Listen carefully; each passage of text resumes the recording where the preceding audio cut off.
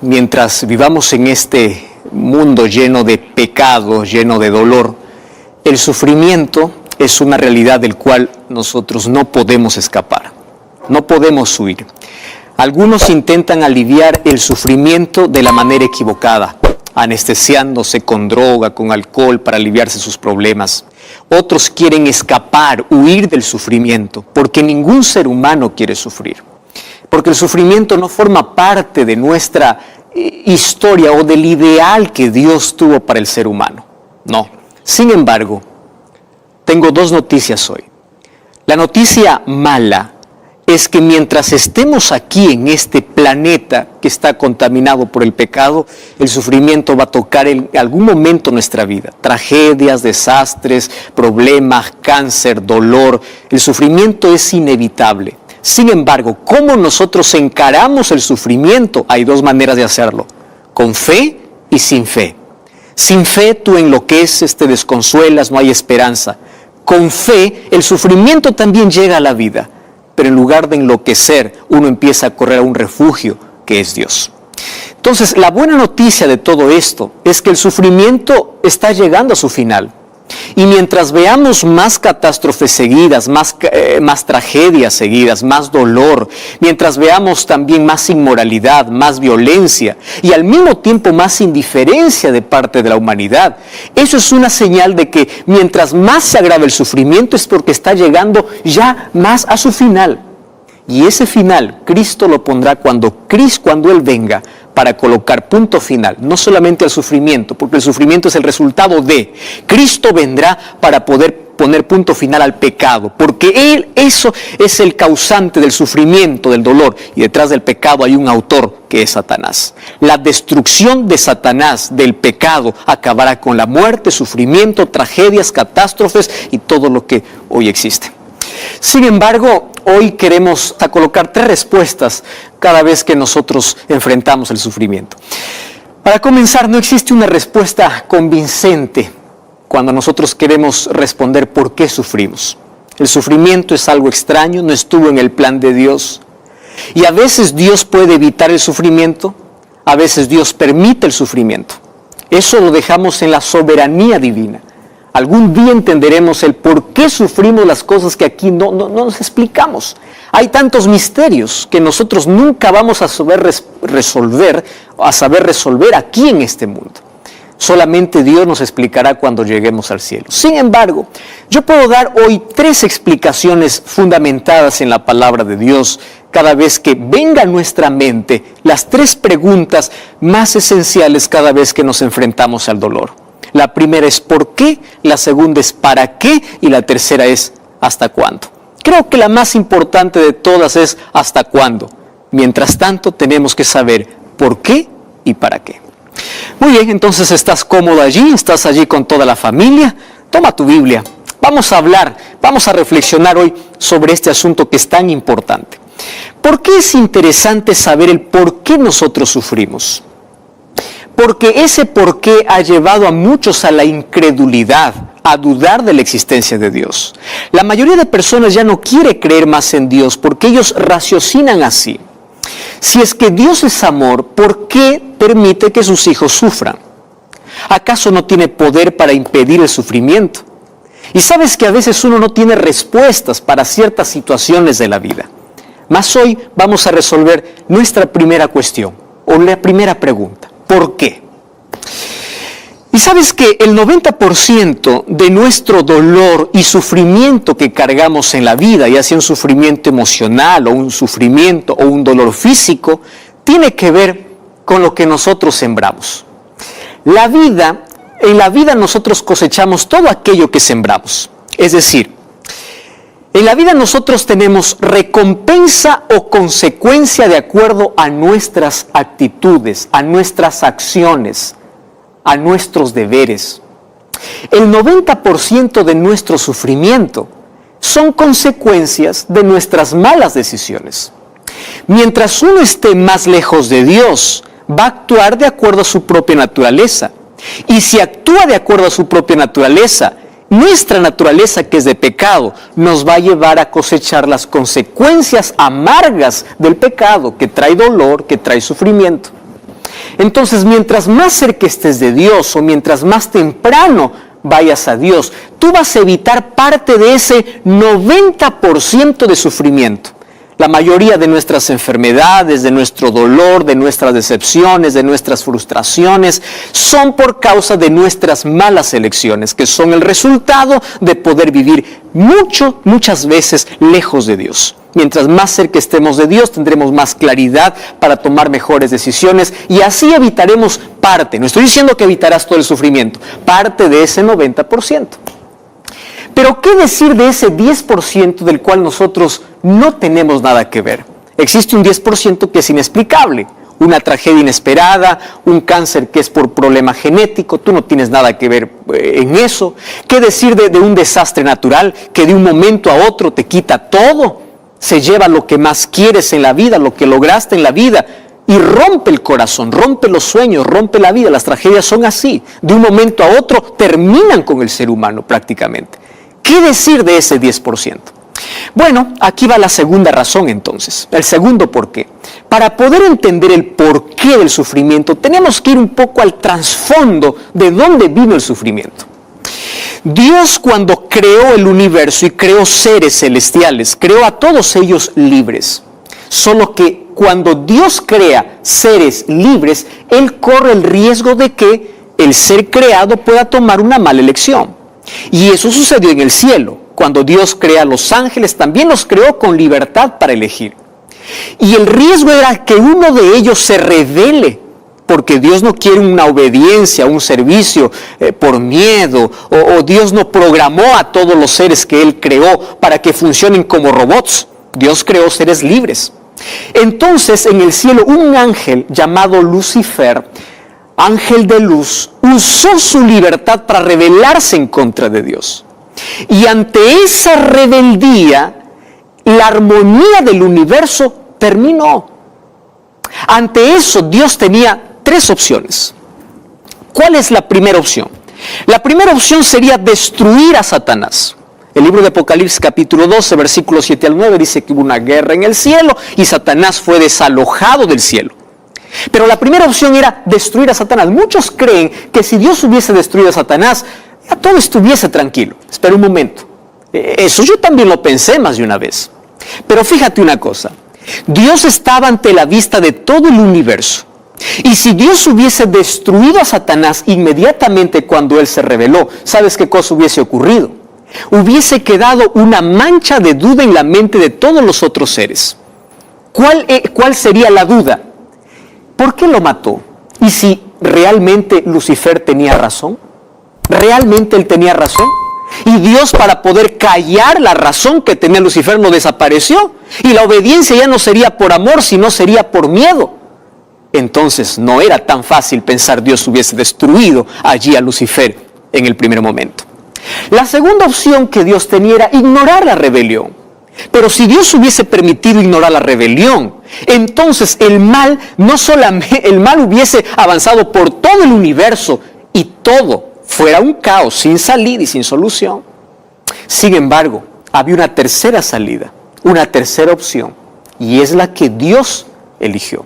¿Cuál es la tercera opción?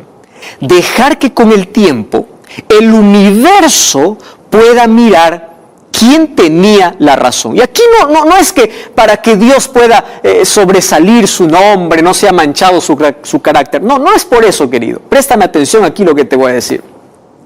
Con el tiempo se diría si Satanás o la entrada del pecado realmente traería algo bueno para el universo o un desastre para el universo. Ahora, permitir de que el pecado revele su propio carácter significaría permitir que Satanás pueda hacer todo lo que hoy vemos. Tragedias, desastres, problemas, todo tipo de dolor que hoy trae el ser humano es consecuencia de la entrada del pecado, pero también es la revelación del verdadero carácter de la rebelión. Y Dios tuvo un plan.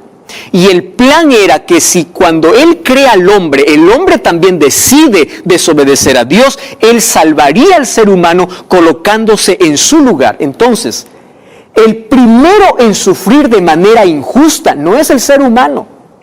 El primero en sufrir de manera injusta fue Dios. Porque Dios tomó el lugar del ser humano. Él sufrió la injusticia que el ser humano debía sufrir. Cargó la cruz que el ser humano debía cargar. La primera injusticia fue colocada sobre Dios, sobre Cristo, por nuestra rebelión. Muy bien. Entonces ya entendemos la segunda y la tercera razón del por qué. Sin embargo, todavía existe una cuarta. ¿Y sabes cuál es la cuarta? Es que tú y yo tenemos un enemigo. Y ese enemigo ya sabemos que es Satanás. Y él intenta desfigurar el rostro de Dios. ¿Cómo desfigura el rostro de Dios?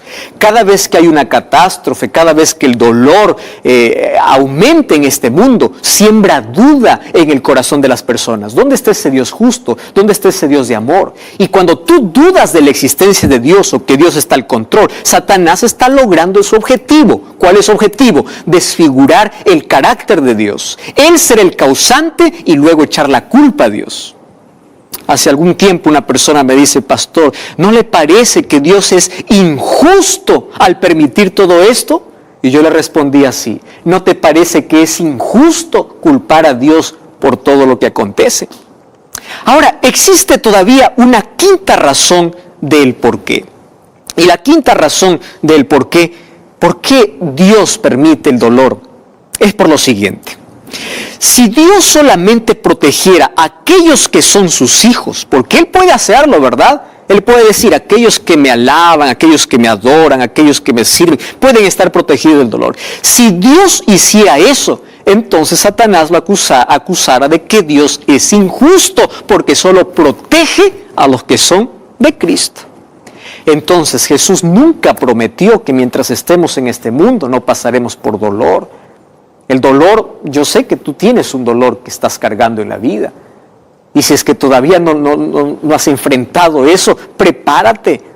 Va a llegar, el sufrimiento es inevitable. Sin embargo, como dije al principio, hay dos maneras de poder enfrentar: con esperanza y sin esperanza. Sin embargo, tenemos que responder lo segundo, y es el para qué Dios permite el dolor. Si bien es cierto, Dios no es el causante de todo, pero Él permite. La primera razón es porque a través del sufrimiento, a través de las dificultades, nosotros podemos ver la gloria de Dios. ¿Sabes cuándo ocurre un milagro? Un milagro viene cuando hay un problema. Si no hay un problema, entonces obviamente que no hay milagro. Tú vas a ver los milagros que Dios hizo con Daniel en el foso de los leones, con los 3 muchachos que decidieron ser fieles allá en Babilonia. Dios hizo un milagro, pero después del sufrimiento, hubo dolor, hubo sufrimiento. Daniel fue lanzado al foso de leones y de allí Dios lo libró. Dios nos muestra su gloria. Número 2, el sufrimiento prueba quiénes somos, prueba nuestro carácter, prueba nuestra fidelidad. ¿Sabes que nosotros sabemos de quiénes somos y a quién servimos en el momento que sufrimos?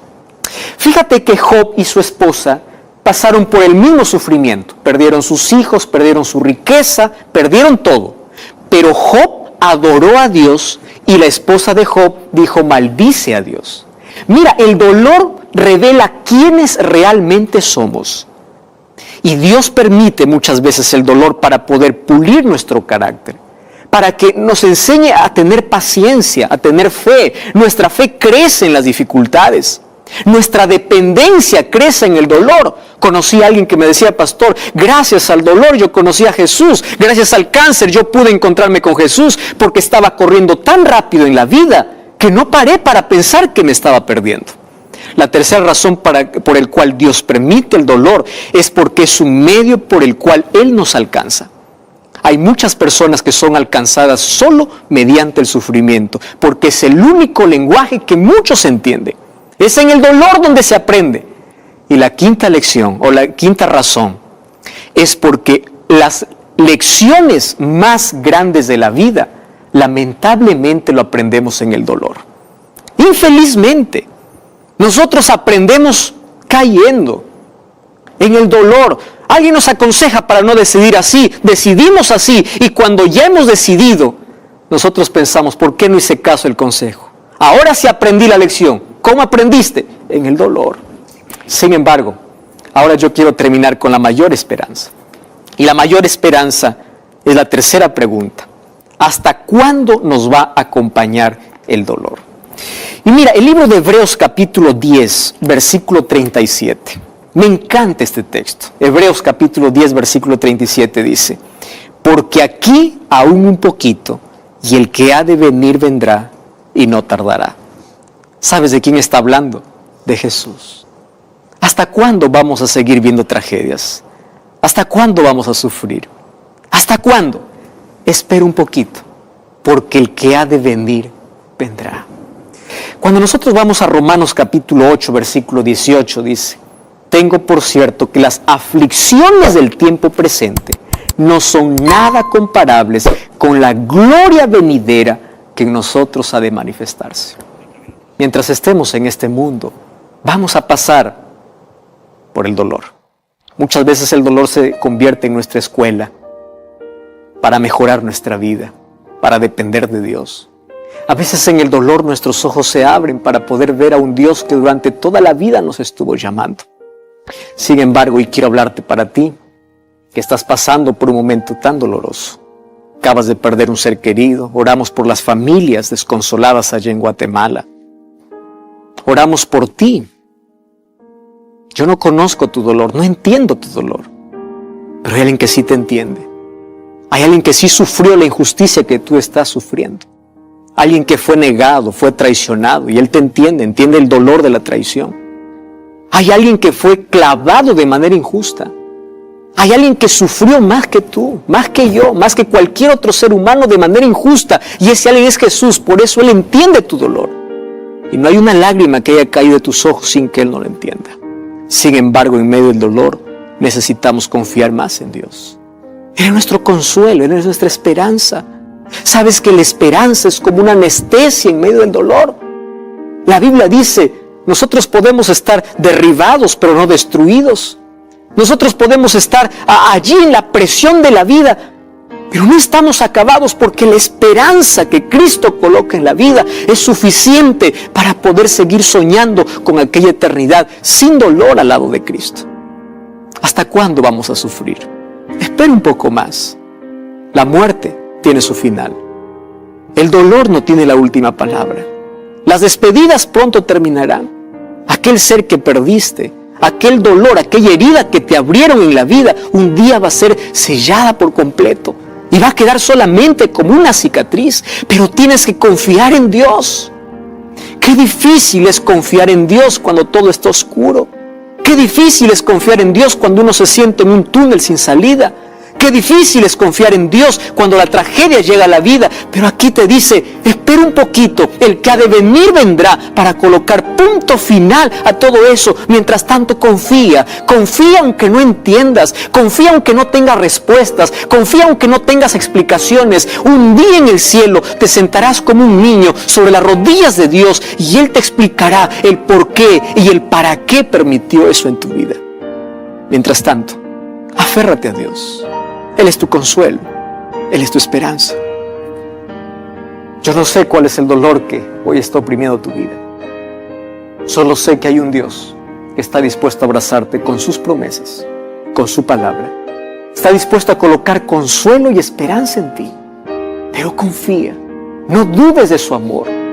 Él también sufre con tu sufrimiento y Él anhela pronto volver para llevarte a una eternidad donde no existirá más tragedias ni dolor. ¿Quieres aceptar a ese Salvador? ¿Quieres consuelo y esperanza? ¿Podemos orar juntos? Querido Dios, hay miles de personas que están pasando por sufrimiento. Hay miles de personas que han perdido un ser querido. Las tragedias, las enfermedades, la violencia roban nuestros sueños, roban lo que más queremos en la vida. Mas allí te buscamos y tú eres nuestro Dios, tú estás a nuestro lado. Y aunque hay cosas que no entendemos, seguimos creyendo en ti.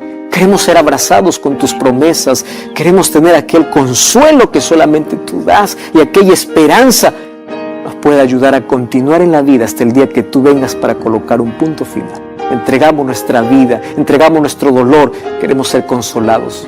Queremos que la esperanza brille en nuestro corazón. Y esa esperanza eres tú. Nos entregamos a ti, en el nombre de Jesús. Amén. Gracias por acompañarme en este programa. Recuerda que la verdad te da libertad, te prepara para la eternidad. Como siempre, te invito a buscar una iglesia adventista el séptimo día. Dios te bendiga.